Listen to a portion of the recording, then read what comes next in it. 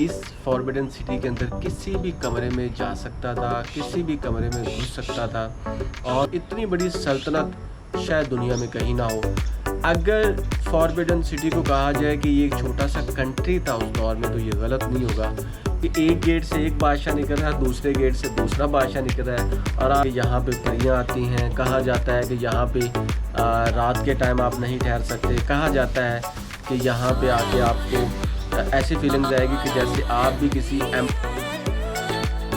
Hello दोस्तों, कैसे हैं आप? Welcome back to my YouTube channel. मैं हूं आपका मोहम्मद आज़म समीर और बातें करता हूं आपसे एंशिएंट और न्यू कल्चर की।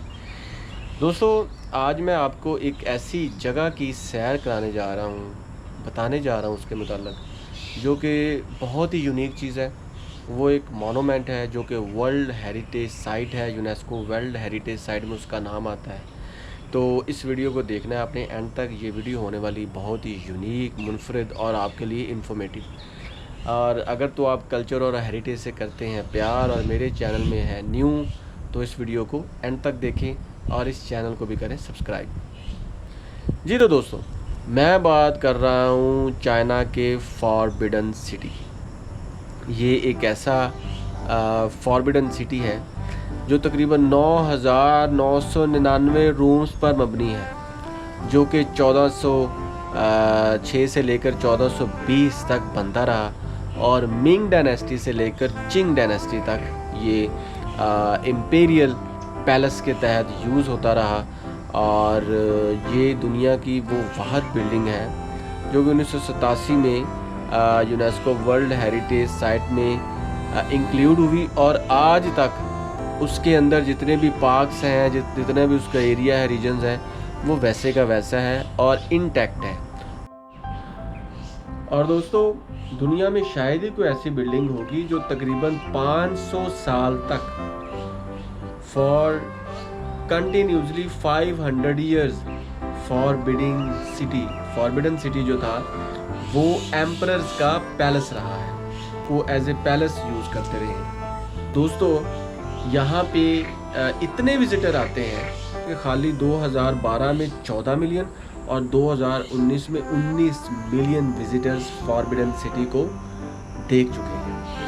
और दोस्तों, ये जो फॉरबिडन सिटी है, इसका जो ओरिजिनल नेम है वो जी जिंग छंग है और जी जो है ये पर्पल कलर को बताता है चाइनीज लैंग्वेज में। और दोस्तों, ये जो आज का फॉरबिडन सिटी है चाइना में, इसको वुगोंग के नाम से जाना जाता है। और वुगोंग का जो मतलब है कि ये फॉर्मर पैलेस था, यानी कि ये पुराना पैलेस था जो कि 500 साल तक as a royal palace use होता रहा और इसको म्यूज़ियम के अंदर इसको अभी भी लुक आफ्टर किया जाता है। और दोस्तों, फॉरबिडन पैलेस जो है, इसकी एक ये भी खूबी है कि ये 2 डायनेस्टीज़ को इसने सर्व किया, 1420 से लेकर आगे 1920 तक, 500 साल तक, जिसमें मिंग डायनेस्टी और चिंग डायनेस्टी, इन 2 डायनेस्टीज़ को सर्व किया इसने as a royal palace. This is really fabulous thing about Forbidden city.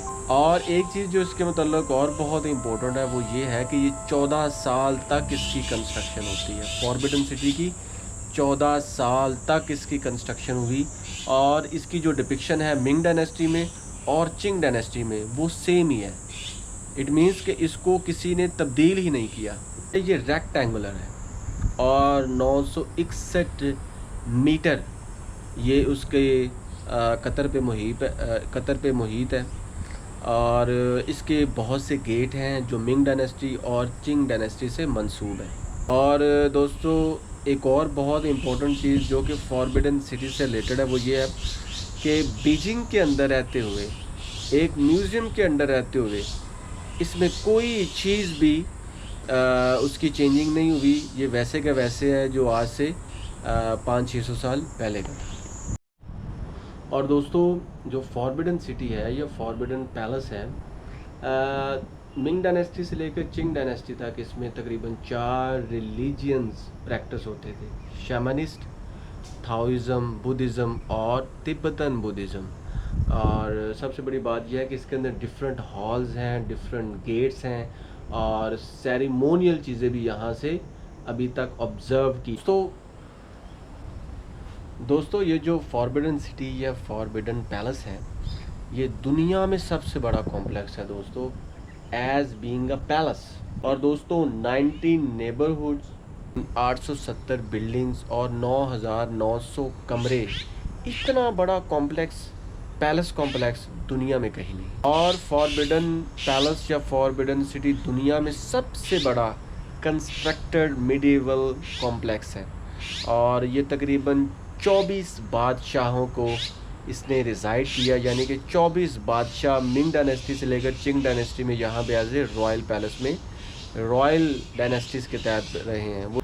जी तो दोस्तों बात हो रही है फॉरबिडन सिटी की। इन तमाम बातों से बढ़ के भी एक जो सबसे इम्पोर्टेंट बात वो ये है कि कोई भी एम्परर, कोई भी बादशाह इस फॉरबिडन सिटी के अंदर किसी भी कमरे में जा सकता था, किसी भी कमरे में घुस सकता था और वो किसी भी जगह से निकल सकता था। और इसके अंदर ना सिर्फ बादशाह 24 बादशाह बल्कि उनकी फैमिलीज़, उनके आगे नौकर चाकर, फ़ौजी अफसरान, इतनी बड़ी रेम, इतनी बड़ी सल्तनत शायद दुनिया में कहीं ना हो। अगर फॉरबिडन सिटी को कहा जाए कि ये एक छोटा सा कंट्री था उस दौर में तो ये गलत नहीं होगा। ये बहुत बड़े रकबे पर मुहित है और अभी भी जब आप फॉरबिडन सिटी में जाएं तो आपको ऐसे लगता है कि एक गेट से एक बादशाह निकल रहा है, दूसरे गेट से दूसरा बादशाह निकल रहा है और आपके अंदर अरेबिक और चाइनीज़ कल्चर की फीलिंग आपको मिलेगी। इसका आर्किटेक्चर बहुत ही मज़ेदार है। तो दोस्तों ये तो थी आज की बहुत important facts about Forbidden city in China. तो इसके साथ साथ और भी बहुत सी कल्चरल और हिस्टोरिकल चीज़ें हैं जो इससे मिलती जुलती हैं।